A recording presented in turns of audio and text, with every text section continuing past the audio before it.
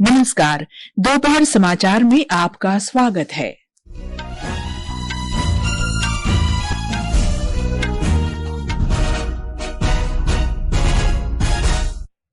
महाराष्ट्र में एक ही चरण के विधानसभा चुनाव में दोपहर 1 बजे तक 32.18% से अधिक मतदान। झारखंड विधानसभा चुनाव के दूसरे चरण में भी शांतिपूर्ण मतदान जारी। दोपहर 1 बजे तक 47.92% से अधिक वोट डाले गए। प्रधानमंत्री नरेंद्र मोदी गयाना पहुंच गए हैं। वे आज शाम जॉर्ज टाउन में राष्ट्रपति डॉक्टर मोहम्मद इरफान अली से बातचीत करेंगे। गयाना ने प्रधानमंत्री मोदी को अपना सर्वोच्च राष्ट्रीय पुरस्कार द ऑर्डर ऑफ एक्सीलेंस देने की घोषणा की। 55वां भारतीय अंतर्राष्ट्रीय फिल्म महोत्सव आज गोवा में शुरू होगा। शीर्ष भारतीय खिलाड़ी पीवी सिंधु चीन के शेंझेन में चाइना मास्टर्स 2024 बैडमिंटन टूर्नामेंट के प्री क्वार्टर फाइनल में पहुंची और बिहार में महिला एशियाई हॉकी चैंपियंस ट्रॉफी के फाइनल में आज शाम भारत का मुकाबला चीन से होगा। दोपहर समाचार के साथ मैं कनकलता। महाराष्ट्र विधानसभा चुनाव में एक ही चरण में और झारखंड में दूसरे चरण के चुनाव में कड़ी सुरक्षा के बीच मतदान जारी है। महाराष्ट्र में विधानसभा की सभी 288 सीटों के लिए सुबह 7 बजे से शुरू हुआ मतदान शाम 6 बजे तक चलेगा। निर्वाचन आयोग के अनुसार दिन में 1 बजे तक 32.18% से अधिक मतदान हुआ। इस बार कुल 4136 उम्मीदवार मैदान में हैं, जिनमें से 2086 निर्दलीय उम्मीदवार शामिल हैं। और जानकारी के लिए बात करते हैं हमारे संवाददाता प्रार्थना से। प्रार्थना, महाराष्ट्र विधानसभा चुनाव में प्रमुख उम्मीदवार कौन कौन है? साथ ही ये भी बताएं कि इस चुनाव में जो 2 प्रमुख गठबंधन है, महायुति और महाविकास अघाड़ी, उनकी स्थिति क्या है? प्रमुख उम्मीदवारों की अगर हम बात करें तो मुख्यमंत्री एकनाथ शिंदे कोपरी भाजपा खड़ी विधानसभा सीट से चुनाव लड़ रहे हैं। उप मुख्यमंत्री और भाजपा नेता देवेंद्र फडणवीस नागपुर पश्चिम विधानसभा सीट से 6ठी बार चुनाव लड़ रहे हैं। कांग्रेस के राज्य अध्यक्ष नाना पटोले साकोली से चुनाव मैदान में हैं, जबकि एनसीपी अध्यक्ष अजीत पवार बारामती में अपने भतीजे और एनसीपी एसपी उम्मीदवार योगेंद्र पवार के साथ उनका मुकाबला है। अगर हम पार्टियों की बात करें तो सत्तारूढ़ महायुति में भाजपा में 149 सीटों पर चुनाव मैदान में अपने उम्मीदवार खड़े किए हैं। एकनाथ शिंदे वाली शिवसेना ने 81 सीटों पर और अजीत पवार के नेतृत्व वाली एनसीपी ने 59 निर्वाचन क्षेत्रों में उम्मीदवार खड़े किए हैं। वहीं दूसरी ओर महाविकास अघाड़ी में कांग्रेस ने 101 उम्मीदवार, शिवसेना यूबीटी ने 95 और एनसीपी एसपी ने 86 सीटों पर उम्मीदवार खड़े किए हैं। बहुजन समाज पार्टी ने भी यहां 237 सीटों पर चुनाव मैदान में अपने उम्मीदवार उतारे हैं। कनकलता, मैं यहां आपको बताना चाहूंगी कि शिवसेना और एनसीपी के विभाजन के बाद यह पहला विधानसभा चुनाव है और एक तरह से कह सकते हैं ये चुनाव ही नई पार्टियों के भविष्य का निर्णय करेगी। जानकारी के लिए धन्यवाद प्रार्थना। झारखंड में 12 जिलों के 38 निर्वाचन क्षेत्रों में मतदान हो रहा है। सुबह 7 बजे शुरू हुआ मतदान शाम 5 बजे तक चलेगा, जबकि नक्सल प्रभावित 31 बूथों में सुरक्षा कारणों से मतदान शाम 4 बजे समाप्त हो जाएगा। चुनाव आयोग के अनुसार दिन में 1 बजे तक 47.92% से अधिक मतदान हुआ। और जानकारी के लिए बात करते हैं सिल्ली विधानसभा क्षेत्र में मौजूद हमारे संवाददाता के लाल से।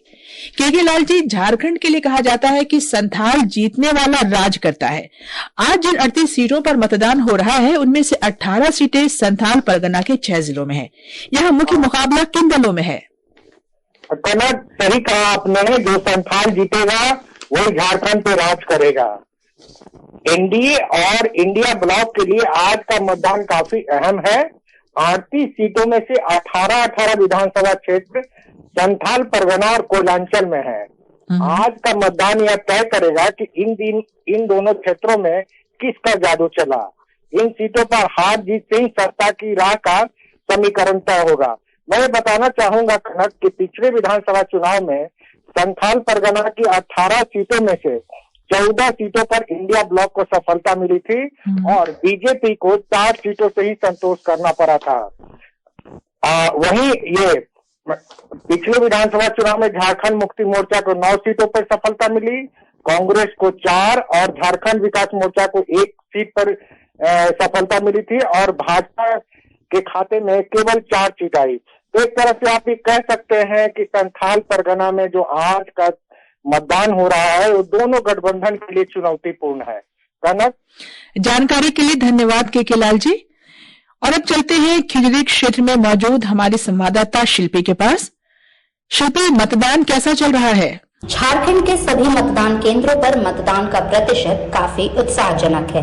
दोपहर 1 बजे तक 47.92% वोटिंग दर्ज की गई है।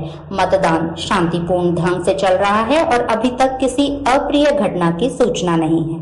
रांची जिले के अंतर्गत 3 विधानसभा क्षेत्रों में 52.1% मतदान हो चुका है।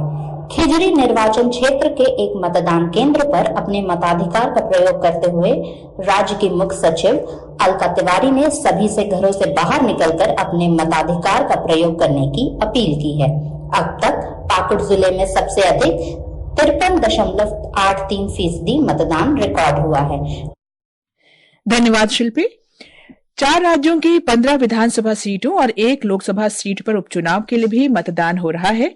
इनमें उत्तर प्रदेश की 9, पंजाब की 4, केरल और उत्तराखंड की 1-1 सीट के साथ महाराष्ट्र की नांदेड़ संसदीय सीट शामिल है। मतों की गिनती 23 नवंबर को होगी। उत्तर प्रदेश में शांतिपूर्वक मतदान की खबर है और जानकारी के लिए बात करते हैं हमारे संवाददाता सुशील चंद्र तिवारी से।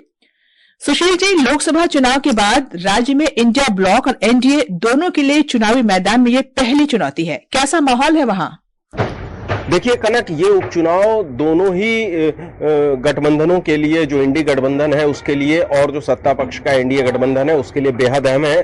उत्तर प्रदेश के मुख्यमंत्री योगी आदित्यनाथ ने खुद इन चुनावों की जिम्मेदारी संभालते हुए लगभग सभी सीटों पर सभाएं की, कार्यकर्ताओं की बड़ी फौज लगाई गई। 9 सीटों पर चुनावी प्रबंधन के लिए और प्रचार के लिए उम्मीदवारों के चयन में भी उन्होंने महत्वपूर्ण भूमिका निभाई। तो योगी आदित्यनाथ ने इसे प्रतिष्ठा का सवाल बना लिया और खासतौर पर लोकसभा चुनाव में जिस तरीके से बीजेपी का प्रदर्शन उतना बेहतर नहीं रहा, तो उसकी कसर इन उपचुनावों को जीत करके योगी आदित्यनाथ ये साबित करना चाहते हैं कि प्रदेश में खासतौर पर उनकी सरकार को लेकर के लोगों में अभी भी उतना ही उत्साह है। वहीं दूसरी ओर जो इंडी गठबंधन है उसके लिए भी बेहद अहम है, क्योंकि अखिलेश यादव का जो पीडीए का उनका फॉर्मूला था वो लोकसभा चुनाव में उससे उनको बहुत मदद मिली, लेकिन अचानक से मिल गई जीत नहीं था, बल्कि ये उनका फॉर्मूला अभी भी काम कर रहा है और लोकसभा चुनाव की तरह ही विधानसभा चुनाव में भी ये काम करेगा। लिहाजा दोनों ही पक्षों के लिए ये बेहद अहम उपचुनाव है। जी कनक। धन्यवाद सुशील। कानपुर सिटी की सीसामाओ विधानसभा सीट पर मतदाताओं को वोट डालने से रोकने और उनकी जांच से संबंधित दिशा निर्देशों का उल्लंघन करने वाले पुलिसकर्मी को चुनाव आयोग के आदेश के बाद बर्खास्त कर दिया गया है। जिन अन्य जिलों में आज उपचुनाव कराए जा रहे हैं वहां भी कार्रवाई की जा रही है। मुख्य निर्वाचन आयुक्त राजीव कुमार ने स्वतंत्र, निष्पक्ष और निर्बाध चुनाव प्रक्रिया सुनिश्चित करने के लिए चुनाव अधिकारियों को निर्देश दिए हैं। पंजाब के 4 विधानसभा क्षेत्रों में उपचुनाव के लिए मतदान सुचारू रूप से जारी है। पंजाब के मुख्य निर्वाचन कार्यालय के अनुसार दोपहर 1 बजे तक 36.46% मतदान दर्ज किया गया। और जानकारी के लिए बात करते हैं हमारे संवाददाता राजेश बाली से। राजेश जी, इस चुनाव में किन प्रमुख उम्मीदवारों के बीच मुकाबला है? जी कनक, गिदरबहा जो श्री मुक्तसर साहिब का कॉन्स्टिट्यूंसी है उसमें जो मुकाबला है वो त्रिकोणीय है। यहाँ भाजपा के उम्मीदवार हैं जो पंजाब के पूर्व वित्त मंत्री भी रह चुके हैं, मनप्रीत सिंह बादल, और आम आदमी पार्टी के हरदीप सिंह डिम्पी ढिल्लों और कांग्रेस की अमृता वड़िंग हैं जो आमने सामने हैं। जबकि डेरा बाबा नानक जो कि गुरदासपुर का एक असेंबली कॉन्स्टिट्यूंसी है बॉर्डर डिस्ट्रिक्ट की, वहां पर भाजपा के रवि किरण सिंह काहलो हैं, कांग्रेस की जितेंद्र कौर हैं और आपके गुरदीप सिंह रंधावा मैदान में हैं। कनक। धन्यवाद राजेश। ये समाचार हमारी वेबसाइट www.newsonair.gov.in और हमारे न्यूज ऑन एआईआर ऐप पर भी उपलब्ध हैं। दोपहर समाचार में आपका फिर स्वागत है। प्रधानमंत्री नरेंद्र मोदी आज शाम जॉर्ज टाउन में गयाना के राष्ट्रपति डॉक्टर मोहम्मद इरफान अली से वार्ता करेंगे। वार्ता के बाद कई समझौतों पर हस्ताक्षर होने की उम्मीद है। प्रधानमंत्री 3 दिवसीय यात्रा पर आज सुबह गयाना पहुंचे। एक अभूतपूर्व कदम उठाते हुए राष्ट्रपति अली ने खुद 1 दर्जन से अधिक कैबिनेट मंत्रियों के साथ हवाई अड्डे पर उनका स्वागत किया। ब्यौरा हमारे संवाददाता से। श्री मोदी की यह यात्रा 56 वर्षों में किसी भारतीय प्रधानमंत्री की गयाना की पहली यात्रा है। प्रधानमंत्री आज दूसरे कैरिकॉम भारत शिखर सम्मेलन में भाग लेंगे और इस क्षेत्र के साथ भारत की दीर्घकालिक मित्रता को और मजबूत करने के लिए कैरिकॉम सदस्य देशों के नेताओं के साथ बैठकें करेंगे। श्री मोदी कल गयाना की संसद को संबोधित करेंगे। उनका प्रवासी भारतीयों को भी संबोधित करने का कार्यक्रम है। हाल ही में भारत गयाना के बीच उच्च स्तरीय संबंधों में तेजी आई है। गयाना के राष्ट्रपति इरफान अली पिछले साल हुए प्रवासी भारतीय दिवस समारोह में मुख्य अतिथि थे। अनुपम मिश्र, आकाशवाणी समाचार, दिल्ली। यात्रा के दौरान गयाना की सरकार प्रधानमंत्री मोदी को सबसे प्रतिष्ठित राष्ट्रीय पुरस्कार द ऑर्डर ऑफ एक्सीलेंस प्रदान करेगी। बारबाडोस भी प्रधानमंत्री मोदी को प्रतिष्ठित honorary order of freedom of Barbados से सम्मानित करेगा। रक्षा मंत्री राजनाथ सिंह आसियान रक्षा मंत्रियों की बैठक ADMM+ में भाग लेने के लिए लाओस की 3 दिवसीय यात्रा पर रवाना हो गए हैं। बैठक के दौरान वे क्षेत्रीय और अंतर्राष्ट्रीय सुरक्षा मुद्दों पर मंच को भी संबोधित करेंगे। ADMM आसियान में सर्वोच्च रक्षा परामर्शदात्री और सहयोग तंत्र है।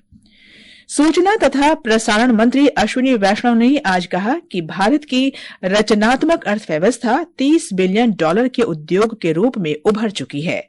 श्री वैष्णव ने अंग्रेजी और हिंदी के समाचार पत्रों में प्रकाशित एक लेख में ये बात कही। गोवा में आज शाम से शुरू हो रहे 55वें भारतीय अंतर्राष्ट्रीय फिल्मोत्सव को लेकर श्री वैष्णव ने कहा कि अगले 8 दिन के इस कार्यक्रम में सैकड़ों फिल्में दिखाई जाएंगी। 55वां भारत अंतर्राष्ट्रीय फिल्म महोत्सव भव्य उद्घाटन समारोह के साथ आज गोवा में शुरू हो रहा है। ये इस महीने की 28 तारीख तक चलेगा। आकाशवाणी समाचार से बातचीत में सूचना प्रसारण सचिव संजय जाजू ने कहा कि इस वर्ष फिल्म महोत्सव में कई नई पहल की गई है और ये युवा फिल्मकारों को समर्पित है। उन्होंने बताया कि 100 युवा प्रतिभाएं creative minds of tomorrow platform पर अपनी सृजन क्षमता प्रस्तुत करेंगी। टीवी द्वारा इंडिपेंडेंट फिल्म मेकर्स को बहुत बड़ी एक अपॉर्चुनिटी मिलेगी फिल्मों को डिस्ट्रीब्यूट करने के लिए। साथ ही साथ हम पूरा आर्काइवल मटेरियल भी उसमें लेके आ रहे हैं। दूरदर्शन का, फिल्म डिवीजन का, हमारे डॉक्यूमेंट्रीज हैं, हमारे फोटोज हैं, उन सबको लेकर इस OTT के साथ में लाया जा रहा है और हमें पूरी उम्मीद है कि ये जैसे जैसे आगे बढ़ेगा ये अपनी शख्सियत हासिल करेगा और इसके साथ बहुत लोग जुड़ेंगे। इस वर्ष समारोह में 100 देशों की 400 से भी अधिक फिल्में दिखाई जाएंगी। ब्यौरा हमारे संवाददाता से। इस समय पणजी के डॉक्टर श्यामा प्रसाद मुखर्जी स्टेडियम में उद्घाटन समारोह की तैयारियां जोरों पर हैं। आज शाम समारोह में शानदार प्रस्तुतियां देखने को मिलेंगी जिसमें 90 के दशक की यादें ताजा करने वाले रिवाइंड और टाइमलेस सोल्स जैसे कार्यक्रम शामिल हैं। आज शाम दर्शकों को साइलेंट एरा से लेकर आज की ब्लॉकबस्टर फिल्मों तक भारतीय सिनेमा की यात्रा भी दिखाई जाएगी। फिल्म महोत्सव में 81 देशों की 180 से अधिक फिल्में दिखाई जाएंगी। इसके अलावा अब तक के सबसे बड़े फिल्म बाजार, मास्टर क्लास और इफिएस्टा और कार्निवल परेड जैसे कार्यक्रमों के साथ इफ्फी 2024 सिनेमा के भव्य त्योहार की शुरुआत होने को है। दुर्गेश भदौरिया के साथ आकाशवाणी समाचार के लिए ओमवेश उपाध्याय, पणजी, गोवा। बैडमिंटन में भारत की खिलाड़ी PV सिंधु और मालविका बंसोड़ आज चीन के शेंझेन में चाइना मास्टर्स 2024 टूर्नामेंट में जीत के साथ प्री क्वार्टर फाइनल में पहुंच गई हैं। सिंधु ने महिला सिंगल्स के पहले दौर में मलेशिया की बुसानन ओंग बाम रुंगफान को हराया। बिहार के राजगीर में महिला हॉकी एशियाई चैंपियंस ट्रॉफी के फाइनल में आज शाम भारत का मुकाबला चीन से होगा। सेमीफाइनल में कल भारत ने जापान को 2 गोल से हराकर फाइनल में प्रवेश किया, वहीं चीन ने मलेशिया को हराया था। अंत में मुख्य समाचार एक बार फिर। महाराष्ट्र में एक ही चरण के विधानसभा चुनाव में दोपहर 1 बजे तक 32.18% से अधिक मतदान। झारखंड विधानसभा चुनाव के दूसरे चरण में भी शांतिपूर्ण मतदान जारी। दोपहर 1 बजे तक 47.92% से अधिक वोट डाले गए। प्रधानमंत्री नरेंद्र मोदी गयाना पहुंच गए हैं। वे आज शाम जॉर्ज टाउन में राष्ट्रपति डॉक्टर मोहम्मद इरफान अली से बातचीत करेंगे। गयाना ने प्रधानमंत्री मोदी को अपना सर्वोच्च राष्ट्रीय पुरस्कार द ऑर्डर ऑफ एक्सीलेंस देने की घोषणा की। 55वां भारतीय अंतर्राष्ट्रीय फिल्म महोत्सव आज गोवा में शुरू होगा और बिहार में महिला एशियाई हॉकी चैंपियंस ट्रॉफी के फाइनल में आज शाम भारत का मुकाबला चीन से होगा। इसके साथ ही दोपहर समाचार का ये अंक समाप्त हुआ। नमस्कार।